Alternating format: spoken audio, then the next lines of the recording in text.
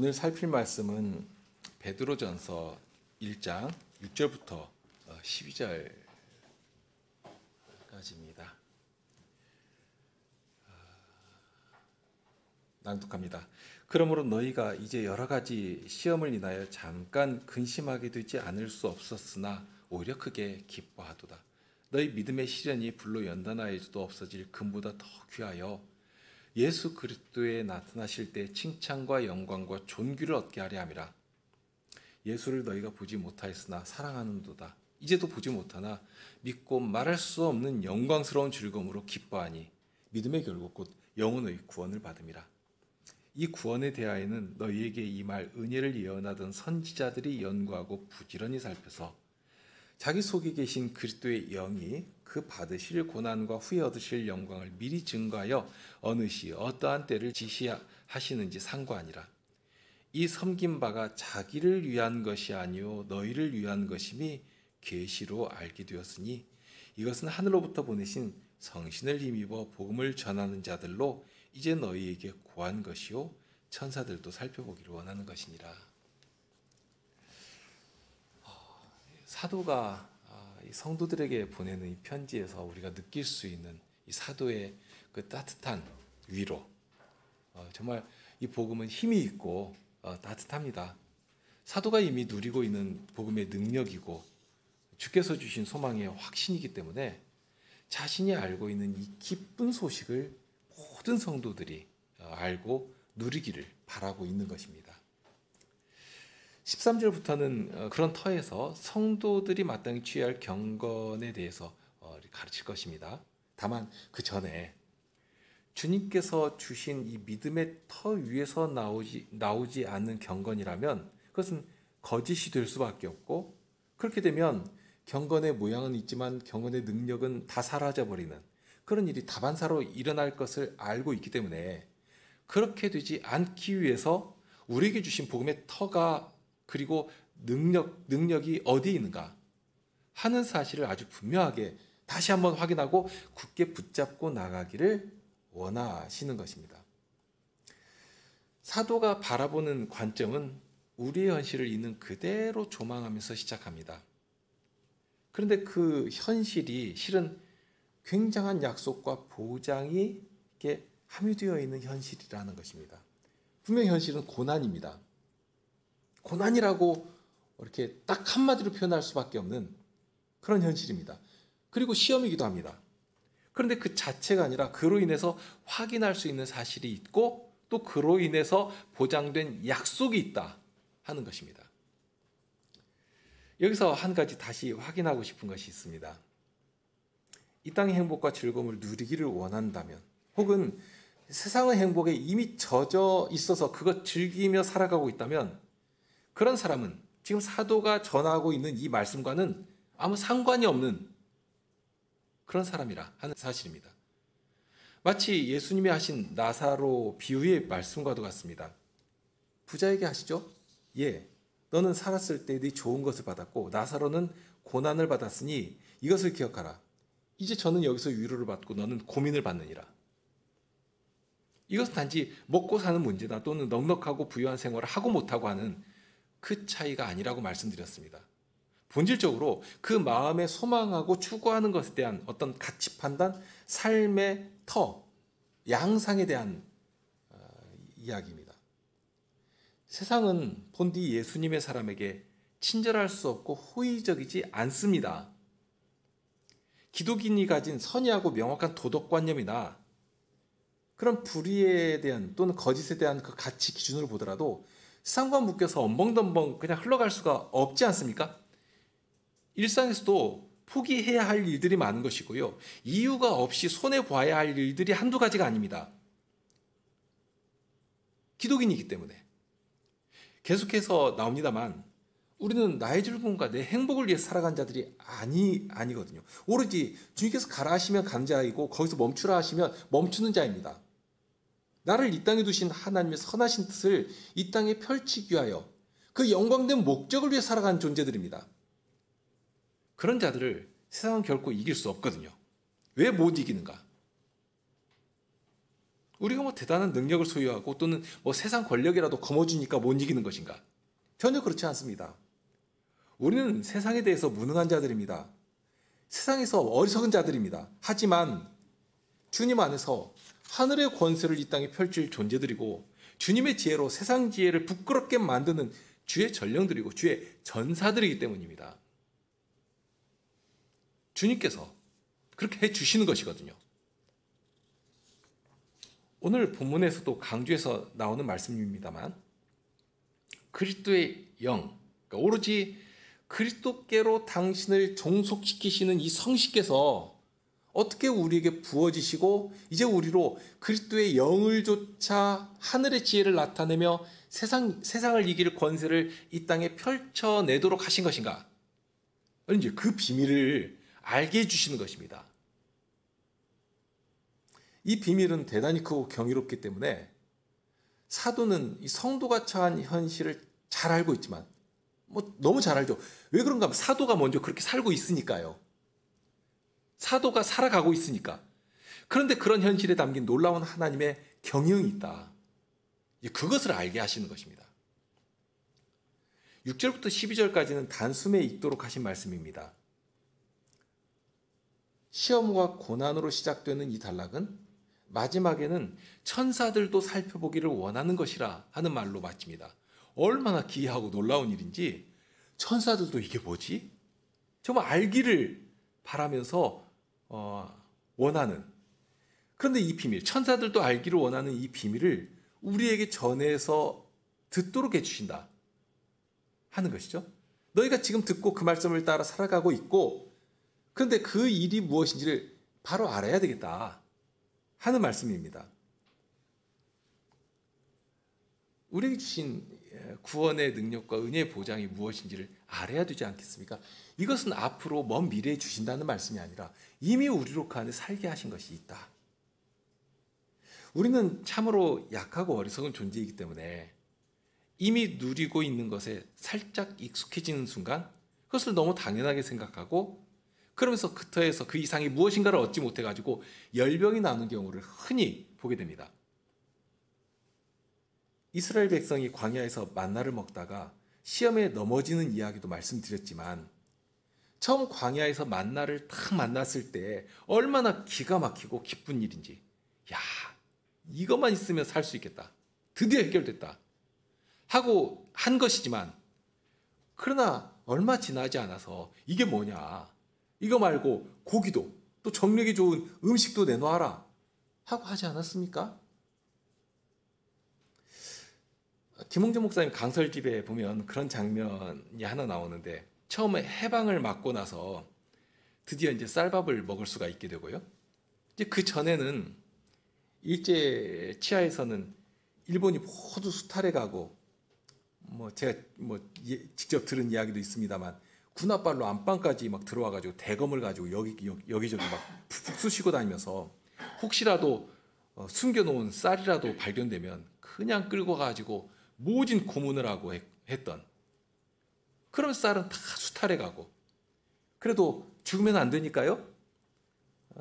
배구표를 나눠줘서 검게 썩어서 오늘 같으면 돼지도 못 먹는 그런 시커먼 국물을 이게 배급받아서 먹도록 하고 그것도 그냥 주는 것이 아니라 신사 참배를 한 사람에게만 배급표를 한 장씩 나눠줘 가지고 일본에 절대 복종하는 그 황국 식민을 만들겠다고 하는 그런 일을 했는데요.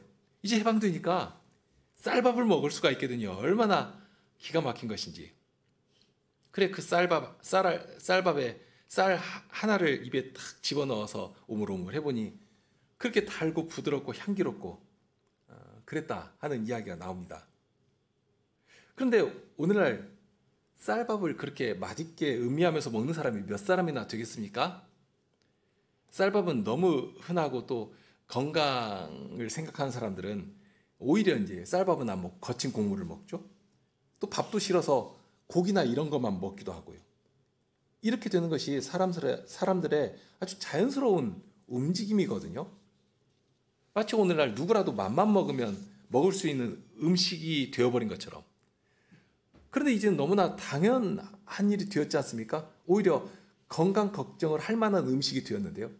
그런데 그것조차 마음대로 할 수 없던 때에는 얼마나 소중하고 그것 한 번 먹고 죽는 것이 소원이었던 사람들이 부지기수였다 하는 말씀입니다. 여기서 사도가 성도들에게 알려주시는 말씀은 실은 새롭고 전혀 모르던 어떤 지식에 대한 것이 아닙니다. 이미 알고 있고 누리고 살고 있는 그런 은혜의 보장에 대한 내용이기도 합니다. 그런데 시간이 지나서 익숙한 면도 있고요. 현실의 의미를 잘못 파악하고 있으면 현실에 그냥 매몰되어 버려서 세상이나 똑같이 살기가 쉬운 것이기 때문에 거듭 이 소중한 진리를 알려주시는 것입니다. 특히 성도를 어렵게 하고 넘어지게 만드는 시험이 올 때는 이런 하늘나라의 권세를 잊어버리기도 하고 그렇게 해서 좌절과 이 낭만 가운데 떨어지는 일이 발생하게 된다는 말씀입니다. 그렇게 되면 큰일 아닙니까? 하나님께서 결국 기뻐하지 않으시거든요. 어느 부모가 자식이 괴로움에 몸부림치며 좌절 가운데 낭망하기를 바라겠습니까? 악한 인생의 부모라 할지라도 가장 좋은 것을 자식에게 줄 줄 아는 것인데 하늘의 아버지께서 우리 아버지께서 가장 좋은 것을 주시지 않겠는가? 정말 그렇죠? 참으로 이 모든 것이 아버지와 같은 그의 손길로 우리에게 임한다 하는 그런 가르침이 여기에도 그대로 적용된다 말씀드릴 수가 있습니다. 진정 아버지와 같은 손길로 임하는 것이거든요. 본문에 보면 시험이 나오고 시련이 나오고 또 고난도 나옵니다. 어떤 면에서는 같은 내용에 대한 다른 표현이라고 할 것입니다. 그런데 여기 나오는 시험이 실은 숨겨진 의미가 있고 목적이 있다 하고 알려주십니다. 그러면서 그 중심에 있는 이 시험을 넘어서는 없어질 금보다 더 귀한 보화가 담겨져 있다 하는 사실을 알려주십니다. 이제 그것이 무엇인지를 사도가 가르쳐 주는데요. 6절에 시험이 나오고 시험으로 인한 근심이 나옵니다. 그런데 시험으로 인한 근심의 결과가 기쁨입니다. 사실 시험이나 고난을 즐거워할 사람이 누가 있겠습니까? 더욱이 시험이 반드시 이런 기쁨으로 이어지는 그런 결과에 이르는 것은 아닙니다. 이 말씀에 보면 시험이나 시련이라고 하는 것이 믿음 안에서 이루어져야 하는 것이지 아무 시험이라도 귀하고 선한 결과에 이르는 것이 아닙니다. 믿음의 시련이거든요. 야고보서 1장 3절에 보면 믿음의 시련이 인내를 만들어낸다는 말씀이 있고요. 베드로후서 1장 6절에 보면 이런 말씀도 하십니다. 지식의 절제를, 절제의 인내를, 인내의 경건을. 그러면서 8절에 가면 이런 것이 너희에게 있어 흡족한즉 너희로 우리 예수 그리스도를 알기에 게으르지 않고 열매 없는 자가 되지 않게 하려니와. 여기 이 말씀 보면 6절부터 쭉 이어지는 말씀 보면 지식에서 시작해가지고 그리스도를 아는 일에 넉넉해져서 열매가 있게 되는, 그러니까 이 지식에서부터 열매가 있게 되는 그 중간에 이 인내가 마치 이것과 이것을 이어주는 다리처럼 혹은 어떤 체인처럼 자리하고 있습니다. 딱 묶어주고 있거든요. 그리고 열매가 있으면 어떻게 되는가? 거기 11절에 보면 이같이 하면 우리 주 곧 구주 예수 그리스도의 영원한 나라에 들어감을 넉넉히 너희에게 주시리라. 넉넉히 주신다고 하니까 정말 충분하다는 말씀이죠. 막 차고 넘칠 정도다. 그런 의미가 있습니다. 그리고 또 영원한 나라에 당연히 들어간다 하고 확신을 주시는 일이라는 말씀입니다. 그러니까 이 땅에서 누리는 것 그 전부가 아니라 영원한 나라의 상속자로 아주 확실하게 세워주신다. 그리스도 안에서. 그런 말씀이죠. 이런 아주 귀한 과정에서 재료와 같이 쓰이는 것이 하나 있는데 시험입니다. 그런데 시험이라고 해서 아무 시험이나 좋고 선한 결과에 이르는 것은 아닙니다. 우리가 주로 당하는 시험은 야고보서 1장 14절의 말씀에 따르면 거기 그렇죠. 오직 각 사람이 시험을 받는 것은 자기 욕심에 끌려 미혹됨이니 했습니다. 욕심에 끌려 미혹됨이니. 그래서 주로 우리가 시험 받는 것은 무엇 때문인가 하면 자기 욕심에 끌려가지고 시험에 빠진다 하는 말씀입니다. 이것은 경고거든요. 이런 시험이 인내를 통해서 영원한 나라를 상속하는 그런 유익한 시험이 될 리가 없지 않습니까? 오히려 그런 시험이 임한다면 나에게 온다면, 그런 시험 가운데 빨려 들어간다면 그 앞에서 회개를 하고 주님의 구원을 정말 절실히 구해야 할 것입니다. 그런데 보통 보면 이런 욕심에 끌려가지고 시험 가운데 떨어질 때는 그런 분별력조차도 사라져버리거든요. 왜 시험 받는지도 모르고 오히려 그냥 어려움 때문에 원망과 좌절을 하고, 내가 원하는 것은 왜 이렇게 안 들어주시는가, 나를 왜 이렇게 어렵게 하시는가, 그건 원망부터 해버리는 것입니다. 그러니까 그런 시험을 받을 때에는 믿음의 연단을 이루기 위해서 하나님께서 나를 시험하시는구나 하는 그런 착각을 하지 않아야 합니다. 그런데 여기 베드로 사도가 말씀하는 이 시험은 크게 기뻐할 만한 결과에 이르는 시험이라 하고 하십니다. 그러면서 이제 6절에 이어서 7절을 보면 병행구처럼 이 시험에 대해서 다시 말씀하거든요. 너희 믿음의 시련이 불로 연단하여도 없어질 금보다 더 귀하여 예수 그리스도에 나타나실 때 칭찬과 영광과 존귀를 얻게 하려 함이라. 그러니까 일단 6절에 나오는 시험과 상응하는 표현이 7절에서는 믿음의 시련이 나오고요. 그런데 믿음의 시련이라고 하는 것 또는 시험이라고 하는 것이 결코 쉽지가 않습니다. 6절은 근심할 만한 것인데 어느 정도인가 하면 7절에서는 그것을 불로 연단하는 것으로 묘사를 했습니다. 풀무에 던져놓고서 연단해버리니까 얼마나 뜨겁고 매섭겠습니까? 그만한 시험이라는 것이죠. 그런데 모든 것을 불로 연단할 수 있는 것은 아닙니다. 금이나 이런 귀한 것은 불로 연단할수록 더 정순한 것이 되어서 나옵니다. 모든 불순물이 사라지고 정말 정순하게 되어서 나오죠. 그런데 짚이나 나뭇잎이나 이런 것 같다면 불로 연단할 것도 없습니다. 그냥 작은 불씨에도 후룩 타서 다 없어져 버립니다. 그러니까 불로 연단할수록 더 귀한 보물로 드러나는 것은 금이나 은이나 이런 정순한 것들입니다. 오히려 연단할수록 불순한 것들은 다 사라지는 것이죠. 그런데 믿음이 그렇다는 것입니다. 참된 믿음이. 달리 말하면 믿음이라고 하는 것은 그냥 편하고 느슨하니 허리띠 탁 풀어져 끼고 널브러져 있어도 절로 단단해지고 절로 자라지 않는다 하는 뜻이기도 합니다. 이거 아주 주의해야 될 말씀이거든요. 믿음은 분명 들음에서 납니다. 그리스도를 아는 지식에서 믿음은 자라나게 됩니다. 심지어 참된 지식은 그리스도로 충만해지는 자리에까지 이르도록 해주십니다. 이런 도리가 있으니 부지런히 듣기만 해도 될 것입니다. 쉽게 예를 든다면 주일날 와서 1시간 말씀 듣고 어떤 때는 감동적인 교훈도 듣고 그렇게 주일날 예배를 꼬박꼬박 챙기면 그러면 이제 다 된 것 같습니다. 그렇게 하면 그리스도를 아는 지식이 쌓여가지 않겠습니까? 그러니 믿음도 자라고 단단해지고 그렇게 될 것 같습니다. 그런데 사도는 여기서 지금 또 다른 말씀을 하시는 것이거든요. 믿음을 단련시키고 정련된 금처럼 만들어내는 또 하나의 중요한 요인, 어떤 면에서는 믿음의 독특한 측면이라고도 할 것인데요. 한편으로는 순전한 말씀을 듣고 그래야지만 믿음이 자라납니다. 말씀을 듣고 묵상하고 한 일이 없으면서도 믿음이 자라난다? 이것은 결코 일어날 수 없는 일입니다. 그러니 우리가 주일에 와서 말씀 듣고 말씀으로 교제하고 매일 생활에서 말씀 읽으며 묵상하는 거 정말로 필수 불가결한 중요한 일입니다. 해야 합니다. 그거 안 하면 그냥 당장에 쓰러지고 병들거든요. 그런데 여기서는 또 다른 측면, 말씀을 먹고 자라나는 그런 믿음이 단단해지고 정련된 금처럼 순결한 믿음으로 드러나기 위해서는 이거 필요하다 하고 알려주시는 것입니다. 이런 것과 비교하면 어떨까 합니다. 소위 온실 속의 아이라는 말을 들어보셨을 것인데요. 내 자식이 어떻게 될지 모르니까 세상이라고 하는 것이 얼마나 악하고 위험합니까? 그러니 자칫 다치거나 어떤 위험한 일에 이렇게 노출되지 않도록 그냥 집안에서 품에 끼고 살아가는 것입니다.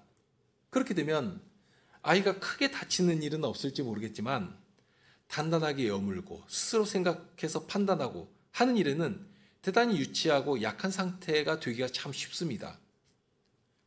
밖으로 나가서 태양 아래서 흙장난도 치고 곤충도 좀 만져보고 아이들과 몸을 써가면서 놀기도 하고 해야 근육도 탄탄하게 되고 생각도 건강하게 자랄 수 있습니다. 훌륭한 선수가 되기 위해서 겪어내야 하는 훈련은 그만큼 혹독하지 않습니까? 그래야 훌륭한 선수가 되거든요. 하나님께서 우리에게 기대하고 바라시는 모습이 어떤 것이겠는가 하는 것입니다.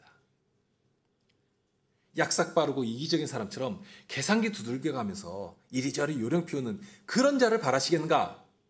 아니면 그리스도의 뒤를 쫓아 영광스러운 표대를 향해 달려가는 신실한 주의 백성들을 바라시겠는가? 그 선택이 매 순간 우리 앞에 있다는 말씀입니다. 실은 이런 일을 우리에게 요구하시기 전에 우리 앞서 본을 보이신 분이 계시거든요.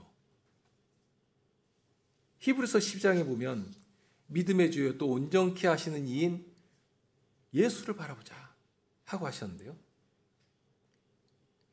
그런데 우리가 바라봐야 하는 예수님은 어떤 분이신가? 히브리서 5장에 보면 그가 아들이시라도 받으신 고난으로 순종함을 배워서 온전하게 되셨은즉 자기를 순종하는 모든 자에게 영원한 구원의 근원이 되시고 하고 알려주십니다. 지금 베드로 사도가 동일한 말씀을 하고 있는 것입니다. 이 비밀이 예수님의 뒤를 따르는 성도들의 몸에 당연히 새겨지고 당연히 이렇게 드러나야 되지 않겠습니까? 바울 사도가 고백한 것처럼 그리스도의 남은 고난을 그의 몸된 교회를 위해서 내 육체에 채워가는 그런 성도의 삶. 자, 여기 믿음은 정련된 금처럼 되어야 합니다. 아주 단단해져야 하고 예리해져야 합니다. 그것은 착실한 아이처럼 앉아서 듣기만 하고 머릿속에서 이리저리 생각만 하면 되는 것이 아닙니다. 금이 뜨거운 풀무에서 순전한 정금으로 나오는 것처럼 믿음도 때로는 시험을 통해서 시련을 받을 때 그만큼 정순해지고 더욱 단단해지고 여물게 된다 하는 말씀입니다. 어떤 면에서 우리에게 임하는 고난과 시험 혹은 시련의 가치를 지금 여기서 가르치고 있는 것이거든요. 그렇게 된즉 어떤 일이 약속되는가, 보장되는가? 예수 그리스도께서 나타나실 때라고 했습니다. 이 말씀은 뒤에 가서 또 다시 나오는데요. 이 말씀은 종말적인 어떤 때를 가리키는 말씀이 분명합니다. 사도가 바라보는 종말의 지평이 있거든요. 예수님께서 하늘에 오실 때 분명하게 말씀하신 것이 있습니다. 100여 명의 성도들이 함께 들었던 그 음성을 베드로 사도는 결코 잊을 수가 없는 것입니다. 예수님께서 다시 오실 것이거든요. 다시 오실 때는 어떤 영광 가운데 오실 것인지, 그때가 되면 지금 당하는 이 고난과 어려움을 모두 신원해 주실 것입니다. 갚아 주실 것입니다. 이사야 선지자가 미리 알려주신 말씀이 있습니다. 25장 8절 말씀인데요. 사망을 영원히 멸하실 것이라 주 여호와께서 얼굴에서 눈물을 씻기시며 그 백성의 수치를 혼천하에서 제하시리라. 여호와께서 이같이 말씀하셨느니라. 그런데 정말로 그 일을 이루신 것입니다. 바울 사도가 환호했던 말씀도 있지 않습니까? 사망아 너의 이기는 것이 어디 있느냐? 사망아 너의 쏘는 것이 어디 있느냐? 하고 했던 사망에 대해서 모든 인생들을 이 사망의 권세로 짓누르고 죽기를 무서워하는 인생들을 끌고 멸망으로 가던 그 사망에 대해서 진정 완전한 승리를 외친 것인데요. 그 일이 이루어진 것입니다. 죽음도 우리를 이길 수 없습니다. 어떤 피조물도 우리를 그리스도 예수 안에 있는 하나님의 사랑에서 끊을 수 없습니다. 이 놀라운 구원을 이미 모든 성도들에게 주신 것 아니겠습니까? 사망을 멸하시고 정말 우리 눈에서 눈물을 씻어주시고 우리의 수치도 다 없애주실 것입니다. 그 일을 이루실 것을 확실히 아는 것입니다. 그럼 그거 어떻게 확신을 가질 수 있는가? 이미 이루신 일이 있기 때문입니다. 단순히 고난이 고난으로 끝나지 않는다. 악한 자들과 세상은 우리를 어려움에 빠뜨리고 특히 믿음을 따라 살아갈 때는 포기해야 할 일들이 많고 세상 앞에서 차별을 당하며 괴로울 때가 한두 번이 아니지 않습니까? 우리 그것 알면서도 당하는 것이고요. 그런데 그 어떠한 시련도, 그 어떠한 고난도 우리를 결코 망하게 못하는 것이다. 오히려 그로 인해 바라볼 영광스러운 미래가 있다. 그건 뭐냐? 이런 모든 시련이 믿음을 금처럼 단련하여 진정 칭찬과 영광과 존귀를 얻도록 해주실 것이다 하고 확실히 알게 된다 하는 것입니다. 여기 또 하나 주의할 표현이 있는데요. 예수 그리스도께서 나타나실 때라고 하는 이 예수 그리스도라고 하는 표현에 강조점이 있습니다. 달리 말하면 모든 기준과 목표가 예수 그리스도에게 달려있다는 뜻이기도 합니다. 그러니까 예수 그리스도께서 이미 보여주신 본이 있고요. 달려가신 목표가 있으니까 우리도 그분의 뒤를 쫓아 그분을 바라며 달려가야 한다 하는 뜻이기도 합니다. 만일 이 표대가 사라져버리면, 이 기준이 사라져버리면 우리가 달려가는 일은 힘도 없고 허망하게 될 것입니다. 그런데 너무 분명합니다. 히브리서 말씀처럼 정말 예수를 바라보자 하고 했는데요. 이미 이루신 일이 있기 때문에, 그러니 예수 그리스도의 그 복음 안에서 우리는 앞으로 이루실 일을 기대할 수 있게 되는 것입니다. 그 사실이 10절에 담겨 있죠. 이미 선지자를 통해서 알려주신 구원이었습니다. 그런 구원을 선지자들이 어떤 태도로 알기를 원했었는가 보니까 연구하고 부지런히 살폈다고 했습니다. 이 표현은 단순히 책상에 앉아서 연구하고 진리를 발견했다 하는 그런 의미는 아닙니다. 물론 필요한 때는 그렇게도 했겠죠. 그러나 그보다 더 중요한 원칙이 있습니다. 선지자들은 무엇보다도 하나님의 말씀을 부지런히 묵상하고 성도들에게 선포하고 그러면서 그 시대를 살아갔습니다.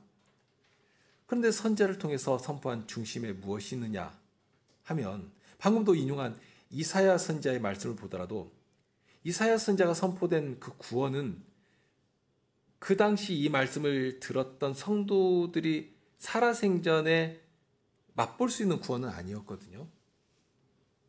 하지만 마치 눈앞에 이루어지는 일인 것처럼 정말 확신에 차서 전했습니다.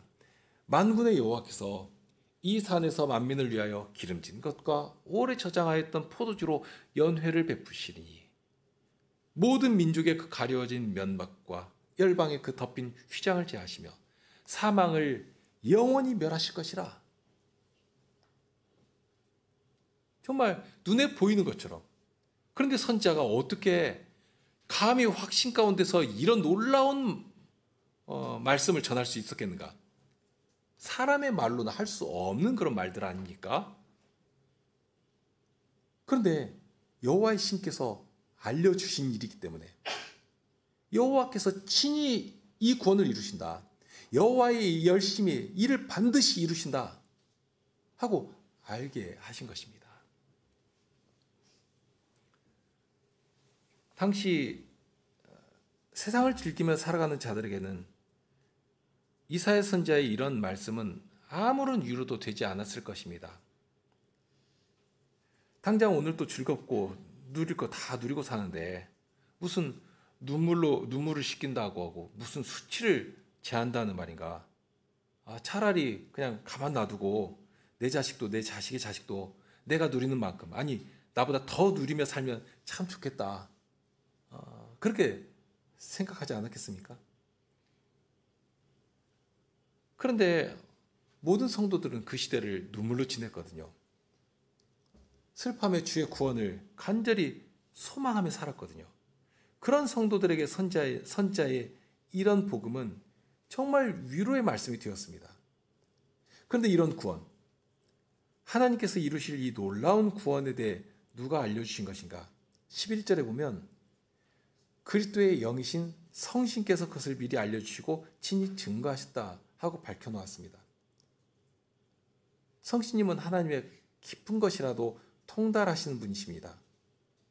하나님의 깊은 것까지라도 다 아시는 분께서 가르쳐 주신 일이니까 이것은 정말 틀림없는 일이거든요. 반드시 이루어지는 일입니다. 과연 예수님께서 성신께서 미리 알려주신 바 하나님의 구원을 위해서 때가 되었을 때 이 땅에 오신 것이고요. 말씀을 따라 기꺼이 순종하셔서 우리의 구원이 되셨습니다. 이 모든 일에 된 것은 주께서 선지자로 하신 말씀을 이루려 하심이니, 정말 그렇게 하셨죠? 선지자를 통해서 미리 알려주신 그 말씀 그대로 순종하셔서 우리의 구원이 되신 것입니다. 사도가 전하는 복음이 바로 그것입니다. 11절에 그 받으실 고난과 후에 얻으실 영광을 미리 증거하였다. 지금 선지자가 그렇게 했다고 알려주신 것이죠. 그리고 예수님께서 그렇게 고난으로 순종하여서 영광이 이르신 것입니다. 그런데 12절에 보면 이 섬긴 바가 너희를 위한 것이라 하는 말씀을 하십니다. 그러니까 왜 그리스도께서 고난을 받고 영광에 이르신 것인가? 그 중심에 우리의 구원이 있다는 말씀입니다. 우리의 구원을 위해서, 우리를 구원하시려고 어떤 비참 가운데서라도, 어떤 고난까지라도 기꺼이 지고 달려가신 것입니다. 이사야 선지자가 전한 말씀이 바로 그것 아니겠습니까? 그는 실로 우리의 질고를 지고 우리의 슬픔을 당하였거늘 우리는 생각하기를 그는 징벌을 받아서 하나님에게 맞으며 고난을 당한다 하였노라. 사람들은 예수님이 당하시는 이 고난의 비밀을 알지 못했습니다. 너무 교만하기 때문에. 회개할 마음은 고사하고 오히려 고난 당하시는 예수님을 보면서 조롱하고 저주하기 바빴습니다. 그러나 그런 인생들을 위해서 십자가에 달리신 예수님께서 기도하지 않으셨습니까? 정말 그런 것까지라도 다 용서하시려고, 우리의 구원이 되시려고 기꺼이 당신의 몸에 다 지시고 십자가에 달리신 것입니다. 그 순종이 있기 때문에, 그 고난의 순종이 있기 때문에 우리에게 주신 이 구원은 이 죽음과 마귀의 권세를 능히 이기는 능력이 되시는 것입니다. 시험을 받아 고난을 당하신 예수님께서는 이제 주님을 쫓아 시험을 받는 모든 자들을 능히 도우실 우리의 주님이 되신 것입니다. 예수님은 고난을 통해 우리의 구원이 되셨습니다. 그리스도의 고난은 십자가의 복음에 누구라도 모른다고 할 수 없을 정도로 강력하게 각인되어 있습니다. 그런 고난의 복음으로 그리스도의 구원에 참여하게 된 성도라면 세상에서 받게 되는 믿음의 연단을 기꺼이 감내하며 주님을 쫓아 살아가게 되는 것입니다. 오늘은 이런 정도에서 멈추겠는데요. 한 가지 사실, 이 모든 말씀, 그러니까 그리스도의 고난의 복음을 관통해서 흐르는 중심에 성신님의 사역이 있다 하는 사실입니다. 그러니 오늘 또 이 복음을 바로 깨닫고 믿음의 시련 가운데 자신을 들이며 살기를 바라신다면 그리스도의 영께서 가르쳐 주시는 이 복음 사실 앞에 내 마음도 드리고 내 귀도 기울이고 하는 이것이 무엇보다도 중요한 첫걸음이 될 것입니다. 마지막으로 하이델베르그 요리문답 26문회 중에 한 부분을 읽고 마치겠습니다.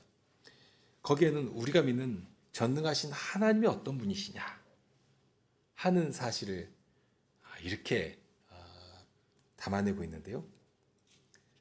그분을 전적으로 신뢰하기에 그가 나의 몸과 영혼에 필요한 모든 것을 채워주시며 이 눈물 골짜기 같은 세상에서 당하게 하시는 어떠한 악도 합력하여 선을 이루게 하실 것을 나는 조금도 의심치 않습니다. 그는 전능하신 하나님이기에 그리하실 수 있고 신실하신 아버지이기에 그리하기를 원하십니다. 이 놀라운 비밀을 지금 사도를 통해 전해주고 있습니다. 오늘 또 성식께서 우리 마음 가운데 큰 확신으로 새겨주시기를 바랍니다. 함께 기도하겠습니다.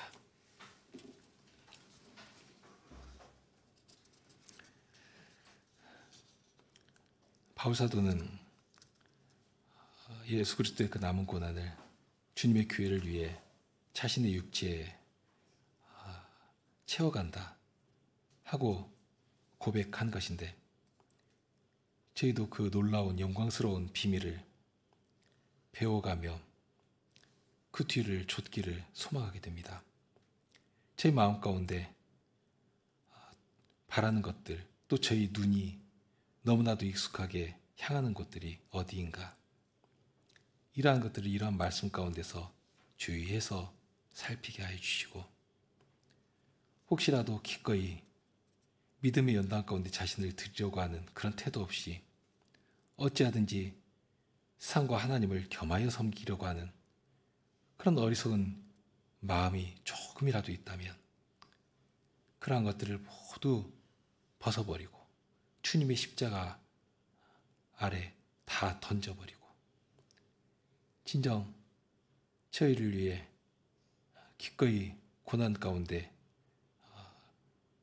당신을 들이신 예수 그리스도의 그 뒤를 쫓아 저희도 이 시대를 예수 그리스도의 가르치심을 능히 나타내며 복음을 전하는 복음의 증인들로 살아가도록, 그런 자리에 자신을 드리며 주님의 영광을 드러내는 그런 자들로 살아가도록 하여 주시옵소서. 그 일에 주님께서 항상 지혜로 함께하여 주시고 무엇보다도 저희 믿음을 굳게 세워주시기를 구하옵니다. 우리 주님 예수 그리스도 이름으로 기도드립니다.